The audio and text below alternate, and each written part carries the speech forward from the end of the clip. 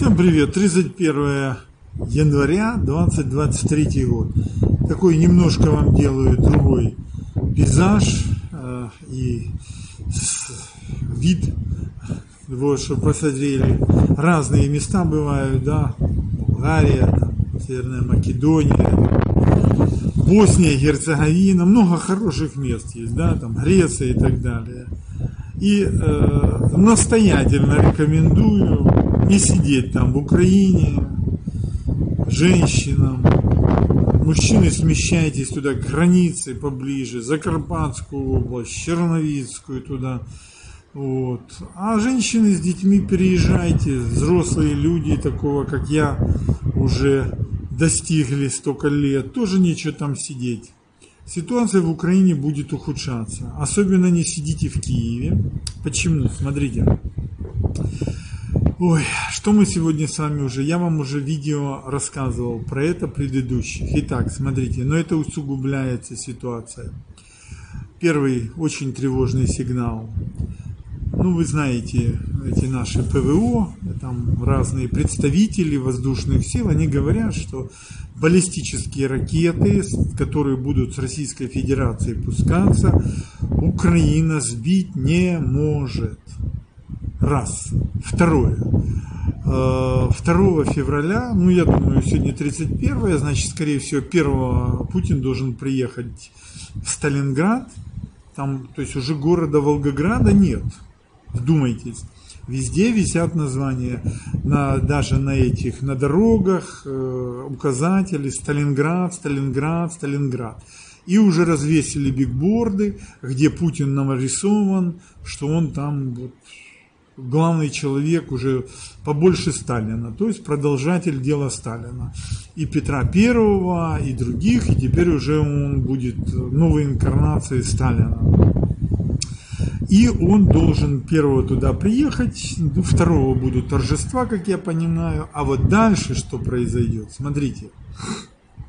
То есть он с Москвы уезжает на этот период, и он уже четко, они обозначают ситуацию, то есть вы улавливаете, вот следите за моей мыслью, то, что я вам рассказываю, что уже четко он позиционирует себя, что ведет войну с западным агрессором, не с Украиной. Украина это так, как этот типа Дмитрий Медведев сказал, это пудель. Зеленский это пудель, собачка. И в принципе, как есть такое выражение, что Путин порвет Зеленского как тузик грелку.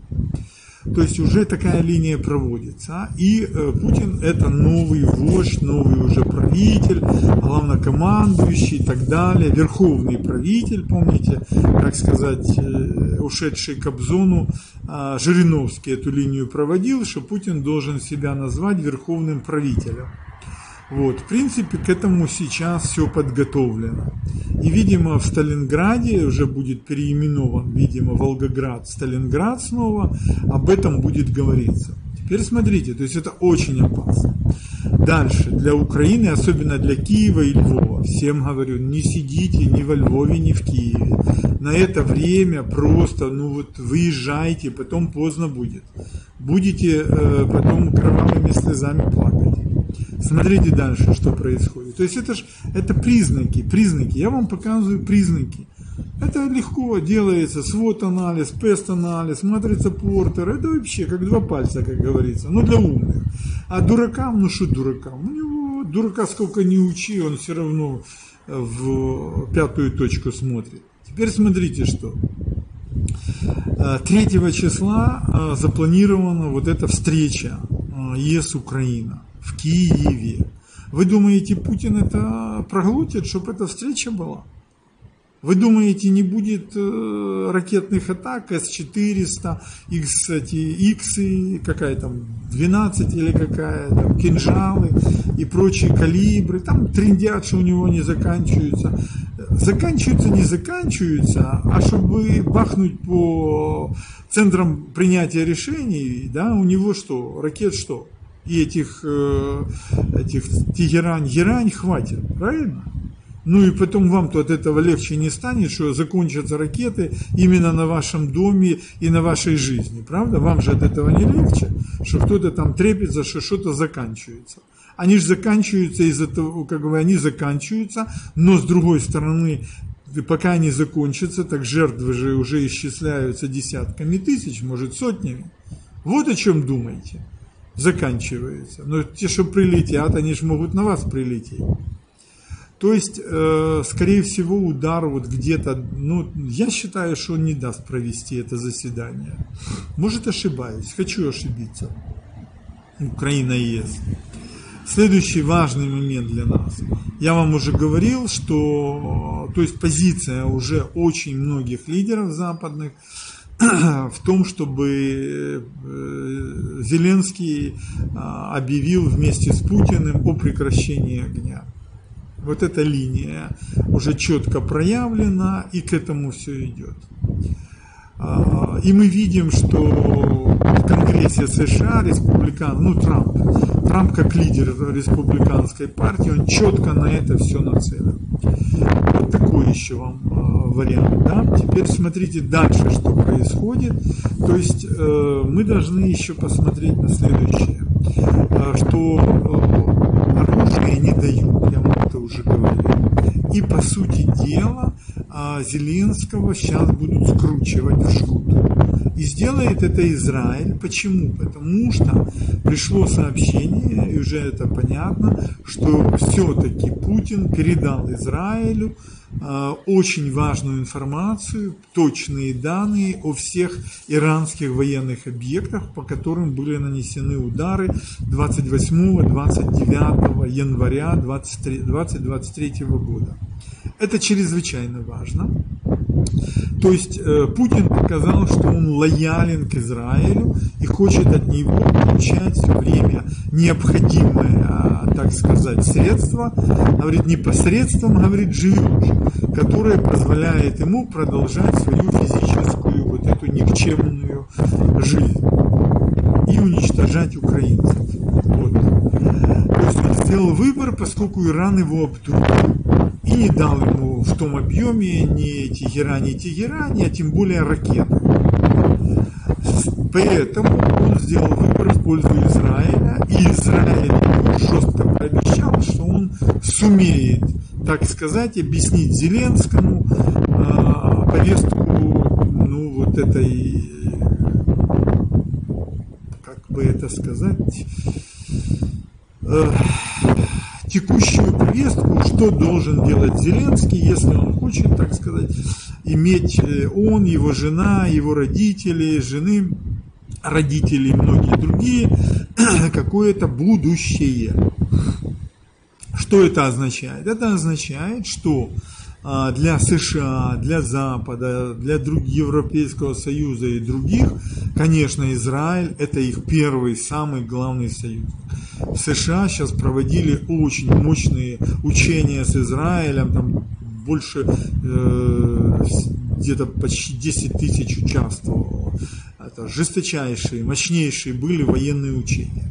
Поэтому в связи с тем, что вот эти страны, так называемые лузеры, да, Иран, там, Северная Корея и прочие, возбудились, и они сейчас подпитываются как бы российской путинской поддержкой, то принято решение, что необходимо их от российской поддержки отрезать. А для этого надо прекратить огонь и остановиться на том фронте, который есть между Российской Федерацией и Украиной. И решить проблему с Ираном и прочими там, так сказать, недоделками, которые угрожают и Израилю и ведут создание вот этой атомной бомбы. То есть Запад решил быстренько рассчитаться с Северной Кореей раз, с Ираном два, ну и прочими там всякими шмурдяками. Поэтому естественно, что Украина у него уже крутится между ног и мешает Западу эти вопросы решить.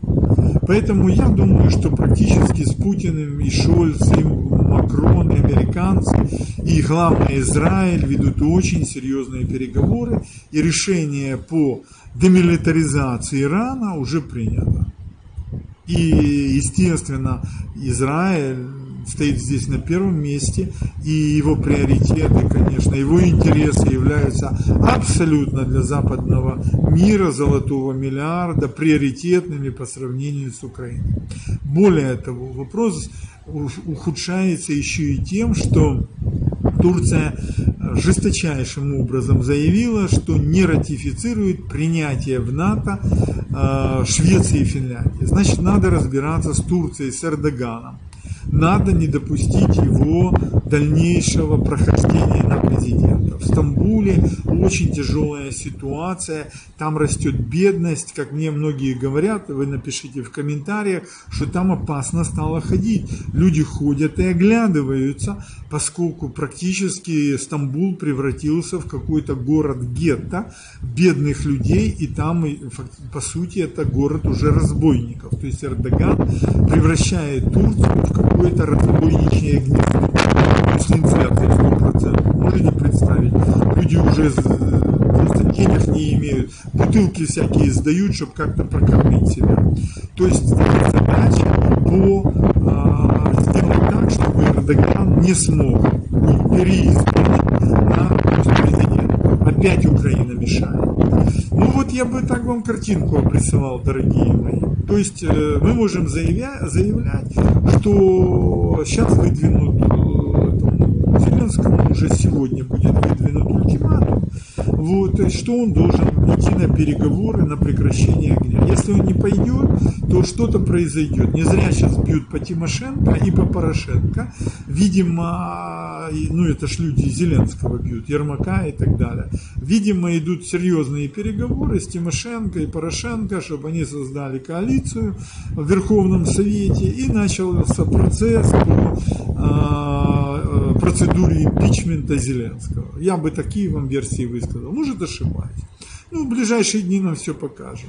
Вы с Олегом Соскиным смотрите Олега Игоревича, поддерживайте Олега Игоревича, ну и давайте вместе размышлять, делайте комментарии. Всего доброго, до новых встреч. И не сидите в Киеве, во Львове, едьте в теплые государства, в теплые страны. Что там делать в этом снеге, там все, снегу? Там все завалило, света нет, тепла нет, канализации нет, воды нет. Вы чего? А при власти кто находится? Новая кланово-олигархическая, так сказать, группа карнавальной тусовки. Если хотите быть ее рабами, ну вперед из песни. Тогда, как говорится, на галеры. Они вас быстро прикуют, их кнутами бить будут, как они это уже делают с украинскими мужчинами, которых хватают на улицах, грузят в каталажки и отправлять хотят на фронт невооруженными, неподготовленными, так же, как это делает ЧВК «Вагнер», Пригожин и утки. Хотите мясом быть, ну что ж. Но читайте Конституцию Украины, там все написано. Народ является единственным источником власти в Украине и правит своей страной, государством непосредственно. А любые власти, которые хотят ее захватить, эту власть, и лишить народа рычагов власти, это узурпаторы.